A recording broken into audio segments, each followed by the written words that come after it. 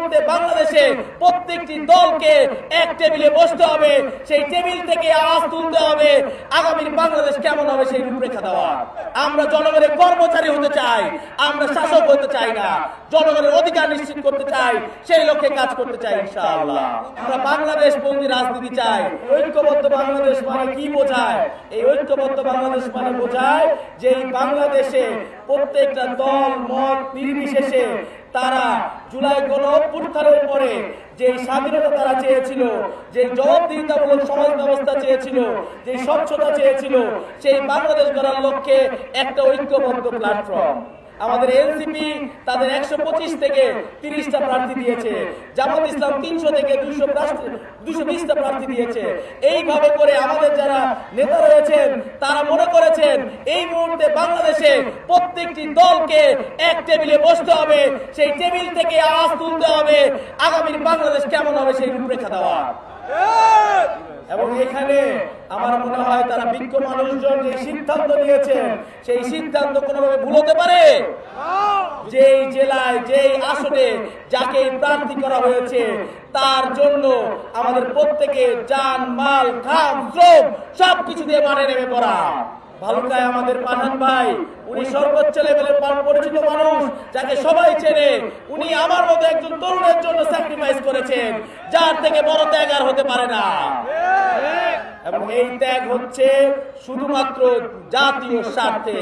আমরা বাংলাদেশ বন্দী রাজনীতি চাই, যে বাংলাদেশ বন্দী রাজনীতি করার জন্য এই স্টেজে যারা দাঁড়িয়ে আছেন তারা প্রত্যেকেই ত্যাগ স্বীকার করে তারা প্রত্যেকে ঐক্যবদ্ধভাবে দাঁড়িয়েছেন। আমি আপনাদের সামনে দাঁড়িয়েছি আপনাদের সন্তান হিসেবে। ভালুকার মানুষজন বিগত 17 বছরে যে জুলুম অত্যাচার তারা সহ্য করেছে সেই জায়গা থেকে আমরা এবার মুক্তি চাই। আমরা মুক্তি চাই, আমার কৃষকের অধিকার নিশ্চিত হবে, আমার মা বোনদের স্বাস্থ্য সুরক্ষা থাকবে, আমার ভাইদের স্থানীয় তরুণদেরকে এই কলকারখানার মধ্যে স্থানীয়ভাবে তাদের চাকরি নিশ্চিত করতে হবে। যদি আমরা না করতে পারি তাহলে এই নির্বাচন করে কোনো লাভ নাই। কোনো নতুন কথা বলছি না ভাই লোক, আপনারা প্রত্যেকে আমার 12 দফা ইস্তেহার পেয়েছেন, যেখানে আমি প্রত্যেকটা বিষয় সুস্পষ্টভাবে তুলে ধরেছি। যেই কথাগুলো এই ভালুকার মাটি ও মানুষের, তাদের কথাগুলো নিয়ে আমরা ঐক্যবদ্ধভাবে কাজ করতে চাই। ভবিষ্যৎ হোক নিরাপদ, বিনিয়োগ হোক বিশ্বস্ত, আর আমার পছন্দ সল্ট বে। ওয়েলকাম টু সল্ট বে। আমরা চাই এই পুরো ভালুকাকে গড়ে সাজাতে আমাদের ইন্ডাস্ট্রি দরকার, আমাদের কৃষি জমি দরকার, আমাদের যে রকম শ্রমিক দরকার, সাধারণ কৃষকের জমিতে চাষাবাদের জন্য লোক দরকার। সবকিছু সমন্বয় করে প্রশাসনকে জবাবদিহিতার আওতায় নিয়ে এসে আপনাদের আমাদের প্রত্যেকের জনগণের অধিকার নিশ্চিত করবো ইনশাআল্লাহ। আমরা জনগণের কর্মচারী হতে চাই, আমরা শাসক হতে চাই না।